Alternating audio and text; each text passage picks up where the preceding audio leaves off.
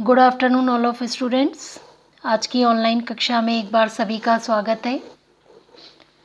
आज का हमारा विषय है अतिरिक्त मूल्य का सिद्धांत।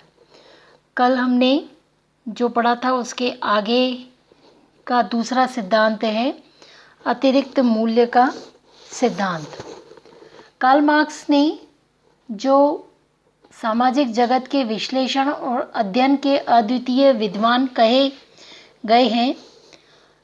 मार्क्स एक समाजशास्त्री तो नहीं थे, परंतु उनकी रचनाओं में समाजशास्त्र जरूर प्रतीत होता है। तो मार्क्स ने जो समाज के संबंध में लिखा है और द्वंद्वात्मकता के आधार पर समाज के गठन और परिवर्तन की व्याख्या भी की है।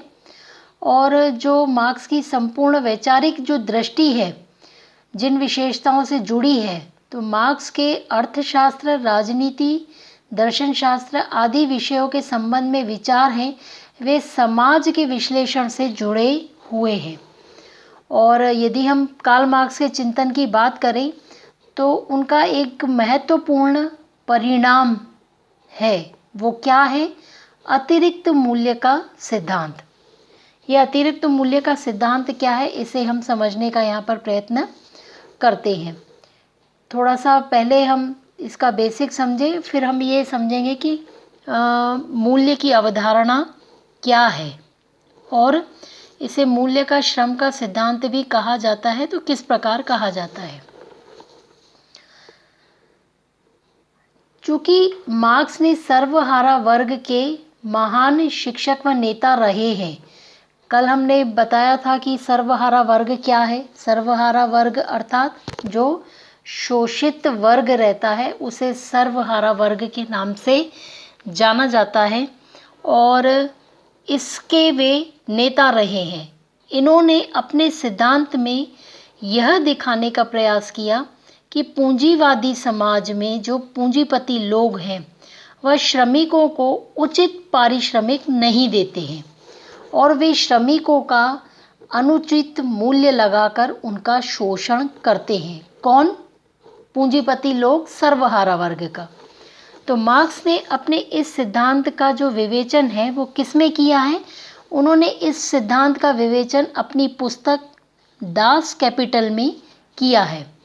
अतिरिक्त मूल्य के सिद्धांत को मार्क्स के पूर्व जो क्लासिकल अर्थशास्त्री हैं उन्होंने भी इसे विश्लेषित किया है।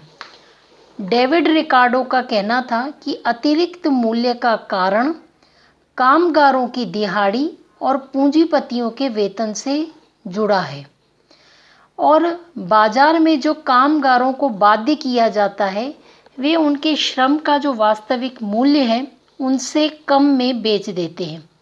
यह विनिमय और गैर बराबरी का विनिमय है। इसे रिकार्डो बेजा नियम के विनिमय इसमें जो रिकार्डो है इसे बेजा विनिमय कहते हैं। एडम स्मिथ ने इस बारे में क्या कहा है? तो उनके अनुसार यदि हम कहें तो किसी वस्तु का जो सामान्य मूल्य है साधारणतया उसके उत्पादन में लगे श्रम को मालूम करके निर्धारित करना चाहिए। अर्थात क्या है? इन सब के पीछे बेसिक जो मुख्य धारा हमें प्रतीत होती है वो यही है कि जो पूंजीपति वर्ग है वह सर्वहारा वर्ग का शोषण किस प्रकार करता है?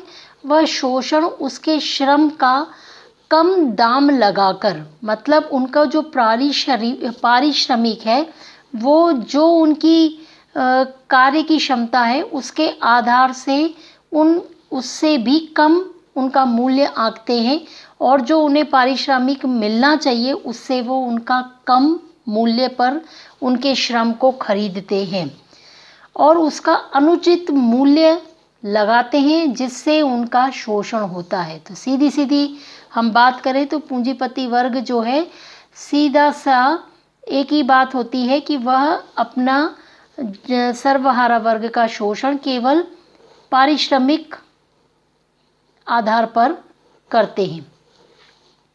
और मार्क्स की अतिरिक्त मूल्य की जो व्याख्या है वह किस प्रकार है? तो उन्होंने यह बताया कि विनिमय में कुछ भी ज्यादती नहीं है।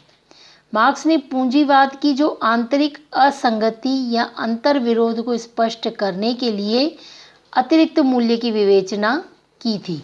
मतलब वो ये बताना चाह रहे हैं कि जो अंतर विरोध का कारण है और जो असंगति है आंतरिक, किसके बीच में, सर्वहारा वर्ग के बीच में और पूंजीपति वर्ग के बीच में, यह अतिरिक्त मूल्य के कारण ही है। और इनका कहना है कि समाज में, विशेषतः यूरोप में, पहले सामंतवादी जो परंपरा थी जिसके विरोध में पूंजीवाद पैदा हुआ। अर्थात ये जो पूंजीवाद की जो परंपरा है जिसको हम कैपिटलिज्म कहते हैं, ये कहाँ से प्रारंभ हुआ? ये वास्तव में यूरोप से प्रारंभ हुआ है। और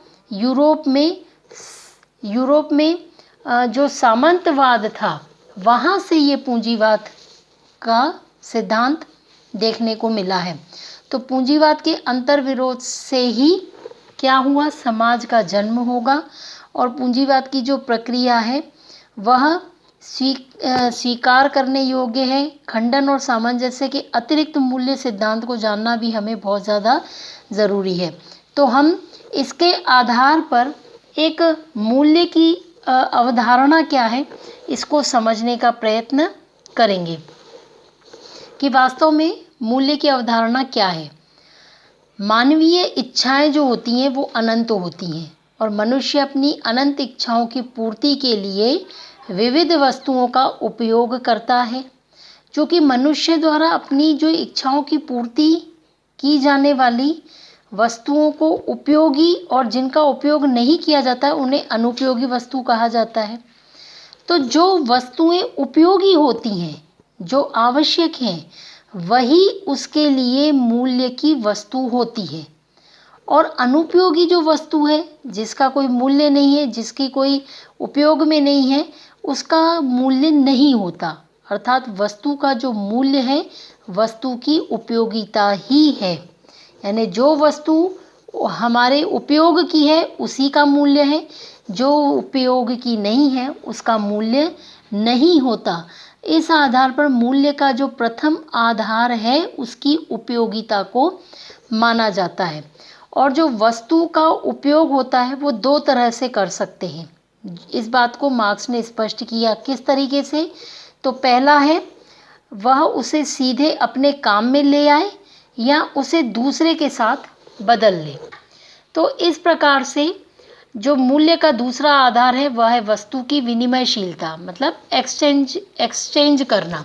तो मानव की जो उपयोग की किसी भी वस्तु की दूसरी वस्तु के साथ जब होने वाली विनिमयशीलता से मूल्य उत्पन्न होता है, तो लेकिन वस्तु का जो वास्तविक मूल्य है वो ज्ञात नहीं होता। इसलिए इस श्रम के सिद्धांत के आधार पर जो वस्तु का मूल्य निर्धारण करते हुए बताया है, क्या बताया है कि किसी भी वस्तु का मूल्य का जो निर्धारण है वस्तु के उत्पादन में खर्च होने वाले श्रम के समय या काल से निर्धारित किया जाता है। अर्थात उस वस्तु का मूल्य हम कहाँ से आंकेंगे कि उस वस्तु को उत्पादन करने में कितना समय लग रहा है और कितनी मेहनत लग रही है, इस आधार पर उसका मूल्य निर्धारण किया जाना चाहिए।